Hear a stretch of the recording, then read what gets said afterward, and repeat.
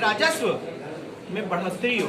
तो जो बच्चे बेरोजगार अभी आजकल पढ़े लिखे बैठे हुए हैं, उनको आप कैसे नौकरी देंगे, कैसे आप करेंगे? देखिए, सरकार अगर चाहे, जो सत्ता पक्ष है वो चाहे तो उसके हाथ में और उसके नीतियों में बहुत पावर होती है। हमारी इच्छा शक्ति होनी चाहिए उसको ठीक से आवंटित करने का, ठीक से उस पर कार्य योजना बनाने का।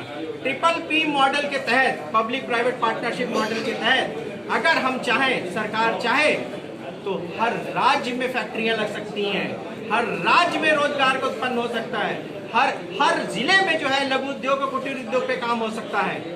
हमें इच्छा शक्ति दिखानी होगी और हम एज अ सरकार के तौर पे इस काम को करने के लिए प्रतिबद्ध हैं और हम करके रहेंगे। और इस तरह से भाई साहब, आपके प्रश्नों का उत्तर है, हम रोजगार देंगे। PPP में तो भी पूंजीपति भी आ जाएंगे जी, पूंजीपति भी उसमें आ जाएंगे। कहाँ आ जाएंगे? ये आपका काल्पनिक प्रश्न का उत्तर नहीं हो सकता है, उन्हीं प्रश्न का उत्तर हो सकता है जो कि इस समय समस्या है। आपने कहा पूंजीपति, हम ये काम जरूर कर सकते हैं कि भैया आपकी जो पूंजी है वो नेक कार्य में लगाइए, पॉलिटिक्स में गंदगी ना मचाइए।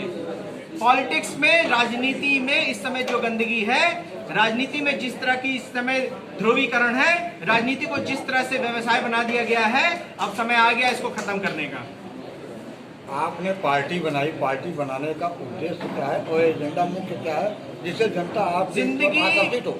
मैंने अपने वक्तव्य में भी कहा कि हमारे प्रदेश की जनता बहुत ज्यादा परेशान है, हमारे प्रदेश की जनता जिंदगी बहुत कठिन कर दी गई है। आपको नहीं महसूस हो रहा है, लेकिन हमारे उठते ही चिंताएं शुरू, सोते हैं चिंता।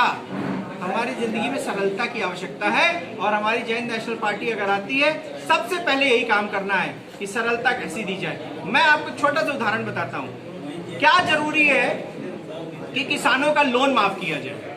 आप लोन देते तभी तो लोन माफ करने की बारी आती है, यानी आपके पास पैसा है उनका लोन माफ करने के लिए। तो हम क्यों नहीं ऐसा व्यवस्था बनाए भाई साहब कि वो जो आत्महत्या कर रहे हैं, जो इतनी चिंताओं में दिन रात सोते हैं। पहले अपना परिचय दीजिए। नमस्कार, मेरा नाम डॉक्टर आशीष श्रीवास्तव है, मैं राष्ट्रीय अध्यक्ष हूँ जय हिंद नेशनल पार्टी का। सर, ये पार्टी जो है कब बनाई थी आप, इसका निर्माण? इस पार्टी की नींव रखी गई है 2018 में। 2019 में इसका हमने आवेदन कर दिया इलेक्शन कमीशन ऑफ इंडिया नई दिल्ली में। 2020 में उन्होंने हमारे आवेदन को स्वीकार किया, जय हिंद नेशनल पार्टी को एक राष्ट्रीय स्तर के पार्टी बनाने के लिए हमें मौका दिया और 2021 में हम आपके समक्ष मौजूद हैं। सर, क्या 2022 में जो इलेक्शंस है उसमें आप जो है सभी सीटों पे लड़ने के लिए तैयार हैं?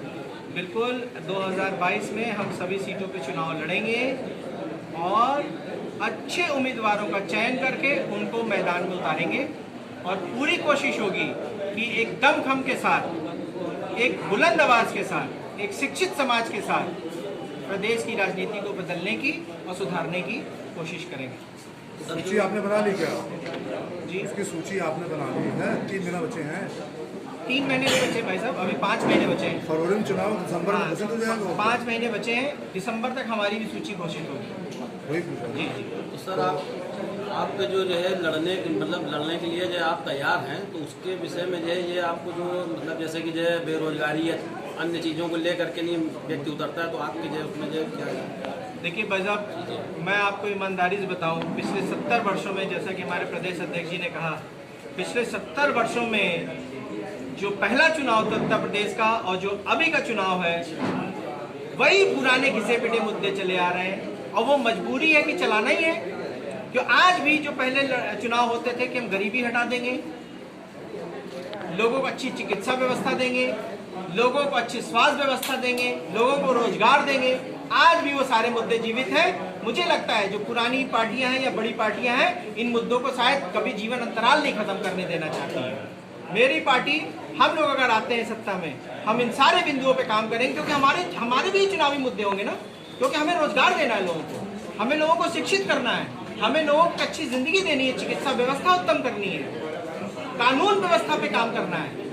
आप नई चीज कोई लेकर के आएंगे, कोई व्यवस्था है आप जो है, बाकी तो आप पुरानी चीज नहीं, ये पुरानी चीज नहीं है, ये पुरानी व्यवस्था है जो कि रिक्वायरमेंट, उसको नई व्यवस्था में परिवर्तित करना है भाई साहब। रोजगार आपने कहा ना, रोजगार के नाम पे मैं बताता हूँ, अगर रोजगार हमारे प्रदेश में, ये चुनाव पे जितना बजट हमारे राजस्व से खर्च हो रहा है, अगर उसका मात्र 10% भी हो तो हर स्टेट में एक फैक्ट्री लग सकती है और बड़ी फैक्ट्रियां लग सकती हैं हर स्टेट में, ये भ्रामक प्रचार से, और जिससे कि उनको कर्ज ही ना लेना पड़े। और ये काम वो कर पाएगा जिसके मन में लोभ लालच नहीं होगा और जिसको ये नहीं होगा हमें इसको अपने ऊपर निर्भर बनाना है। बाकी सरकारें किसान हो, पढ़े लिखे समाज हो, युवा हो, उन सबको अपने ऊपर निर्भर बनाने का काम कर रही है। तो आपकी पार्टी किसी से विलय कर सकती है? बिल्कुल नहीं भाई साहब, बिल्कुल नहीं भाई साहब। अलग ही आप पहले फंड ला के देंगे ना बिल्कुल, किसानों को फंड ला के देंगे। फंड है, ला के देना नहीं है, फंड है भाई। देखिए 3 बुआई होती है साल भर में, कितना खर्च होता है? पर एकड़ 25,000 रुपए का खर्च होता है मात्र।